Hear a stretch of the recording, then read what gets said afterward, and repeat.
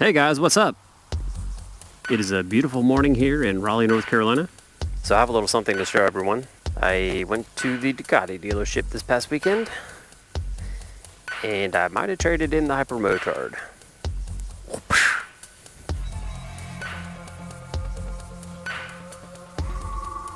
For a Ducati SuperSport S. Alright, let's get on it and I'll tell you why. Alright, 2018 Ducati SuperSport S. That means that the S means that it came with the Öhlins front and rear suspension, and it has a quick shifter up and down. Everything else about the standard model and this model is identical as far as I'm aware. Great, I've left my keys in my pocket. Yep, real amateur move. We're gonna fire it up for a sound check. It's got the stock exhaust, nothing special. Starts with authority, like all Ducatis, which means that it doesn't sound like it wants to start at all. Stock exhaust cans, pretty quiet. We'll talk about my plans for the future, for exhaust and whatnot. So no doubt some of you right now might be shaking your heads or scratching your heads, or I don't know, maybe you're scratching your balls, but you know, get your hand out of your pants. So if you recall, in one of my past videos, I talked about how I converted my CRF 250L to a Supermoto. You know, let's just say, let's stop saying I converted it.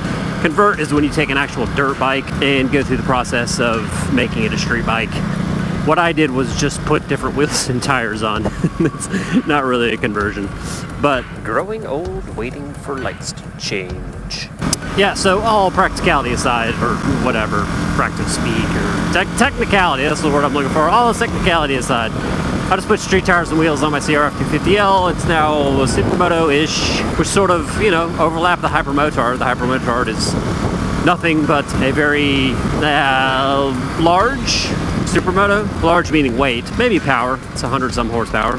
That's pretty high for a Supermoto. Yeah, and then also 2 years ago, a year and a half ago, you might remember that I rode a 959 Panigale and fucking loved it. Put a link to a card up in the upper corner. So, sport bikes have been on my radar for a long time. The problem with the 959 Panigale is it just does one thing. It does it incredibly well, but it really only does one thing. And what it excels at is probably the one thing that I'm able to do the least, and that is find an open piece of road that's nice and curvy, that has no traffic, no side streets, and be able to rip it up in a safe manner, or do track events, which we'll get into track events later, maybe. But, you know, what I do most is commute to work, and what I also do most is ride around a very overcrowded city with a very poor network of roads until I get out into more of the country area. But even out in the country area, it's still sometimes kind of congested. I don't always get to open it up and ride at breakneck speed, as they say. So that was my problem with the Panigale 959. My problem with the, you know, V4S or anything like that is literally logically I cannot see the argument for myself. I'm not speaking about anyone else, but just for myself, I cannot make a good argument for why I need a 200 plus horsepower motorcycle for street use. I just can't do it. I think on a daily basis I would be able to use 50 horsepower of it. So I would constantly be leaving 150 horsepower on the table. At least with this motorcycle, I'm only leaving 50 horsepower on the table. So that brings us to the SuperSport. And then that brings us to why I never really talked about it a whole lot. It was on my radar. So the SuperSport, it's the bike that Ducati made that isn't a sport bike, and it's not a touring bike, and it's not an urban bike, and it's, well, it's not really anything. So my problem with the SuperSport always was, you know, for just a little bit more money, you can get the Panigale 959. And why wouldn't you get the 959? Because if you buy a Ducati, aren't you looking for performance? And I think in a lot of ways, the 959 was an attractive motorcycle because of ego. I did not want to get a lesser motorcycle. How's that for vanity? Ignoring for a minute the fact that the 959 is the baby Panigale, and at the time that I rode it, the 1299 was the big daddy.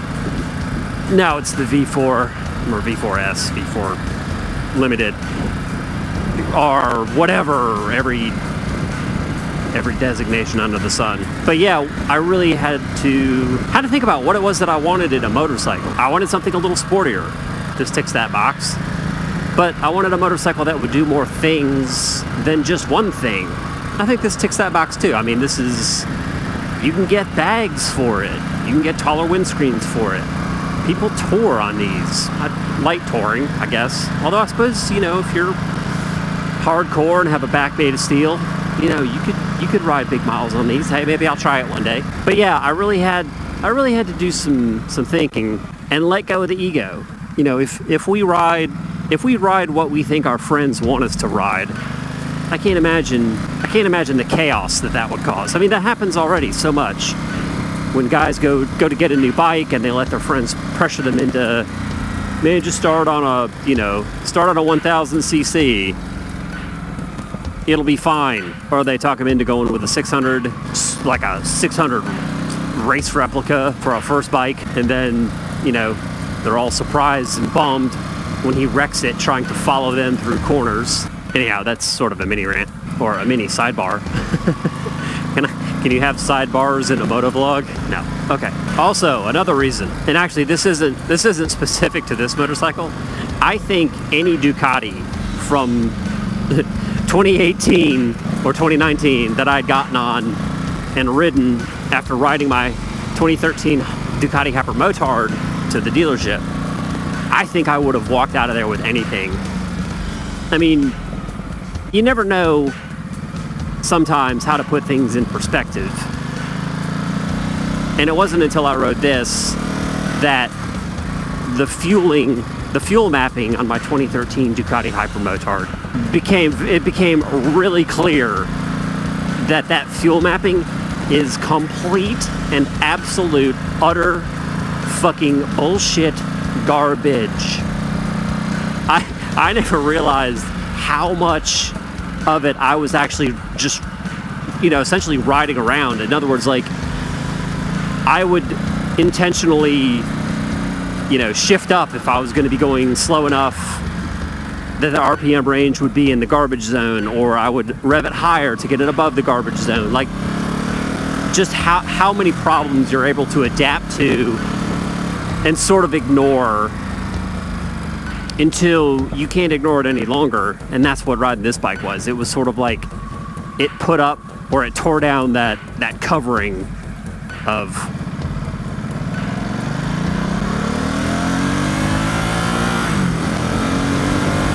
it tore down the cover up of garbage. So yeah, this ride's so much better. Oh my god. It's still not perfect. It's got its Ducati, you know, it's still got its Ducati-ness. They didn't take that out of it. Like the fact that it doesn't want to go into neutral. It's going to need about 200 more miles before it goes into neutral, at least. That's how my Hypermotard was. But yeah, I'm going to make another video about why I traded in my Hypermotard, so I won't get into it too much here. Although maybe I already have, I don't know. But yeah, so plans for this, just ride it. I might get some bags for it and try to do some light touring on it. If I can tour on it, that really helps me.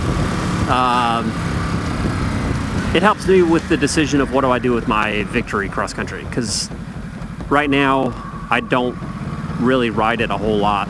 It's sitting in a storage unit, collecting dust. I haven't paid the registration and taxes on it from last year because I never got it inspected because it needed a front tire. It still needs a front tire.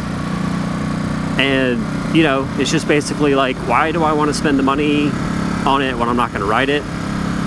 I realize I have to. It's just, it's a weird mental block at this stage. But if this could do some light touring, then I could see my way clear to getting rid of the Victory for now. And you know, maybe in a few years, once the sport bike itch wears off, then I can trade this in for a Multistrada, which I think is probably, that's the inevitable direction that I'm going, is the Multistrada. But I really needed to do this sporty thing while I could, if that makes sense. So yeah, my plans are just to ride it, enjoy it, try to do some touring on it, try to do a track day on it.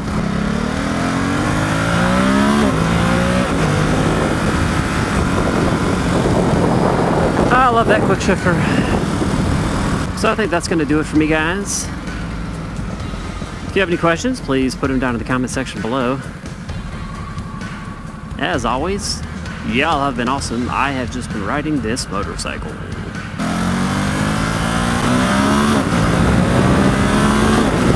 And remember, always follow safe braking procedure. Never go above 6,000 RPM. Never a full throttle starts.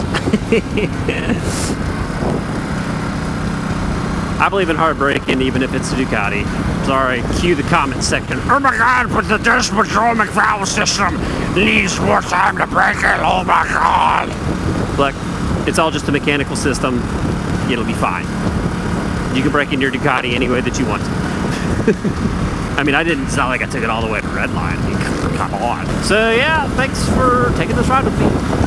I will talk to you guys next time.